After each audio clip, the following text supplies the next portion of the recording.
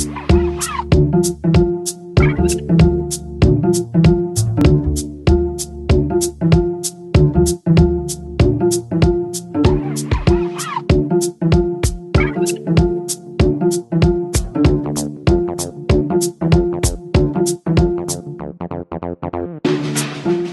eu sou o Rafa Mendonça. E eu sou o Rodrigo Costa. E juntos estamos aqui de novo na Dafit para te ajudar a encontrar os melhores looks com dicas incríveis de beleza e styling para vocês. Juntos nós vamos te ensinar truques e tudo que há de melhor na tendência de verão. E tudo que nós falamos aqui pode ser comprado na Dafit com apenas um clique. E o melhor de tudo, com troca e devolução grátis em todo o Brasil. Então vem com a gente e fique mais estiloso do que nunca.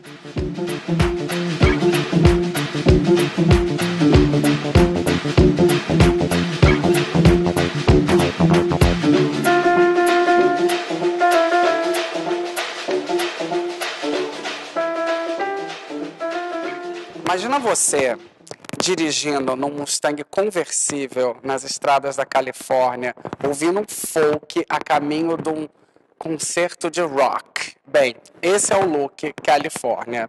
O que eu gosto nesse look? É essa baguncinha, essa mistura, esse descompromisso da roupa. Então tá tudo meio folgadinho, mas tem uma combinação ao mesmo tempo. Então o que eu gosto muito? Esse short todo desfiado, com um paetê. A gente joga essa camiseta que tem um brilhinho, ela tem uma coisa meio psicodélica. A jaquetinha para dar um ar mais cool. E sempre num festival de rock, ou quando você pega um carro conversível, dá uma esfriadinha.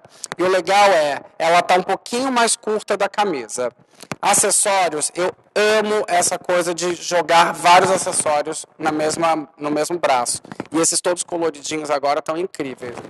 Esses colares também estão muito legais, vêm com tudo, que são essas várias miçanguinhas juntas. Bolsa de franja, tem que ter uma no guarda-roupa. E essa daqui, ó, tá, tipo, incrível. E o mais legal, para completar o look, é a revisitação das botinhas cowboys. Elas vêm mais bico fininho e o salto tá maior. Então, esse look, ela vai arrasar em qualquer festival de rock.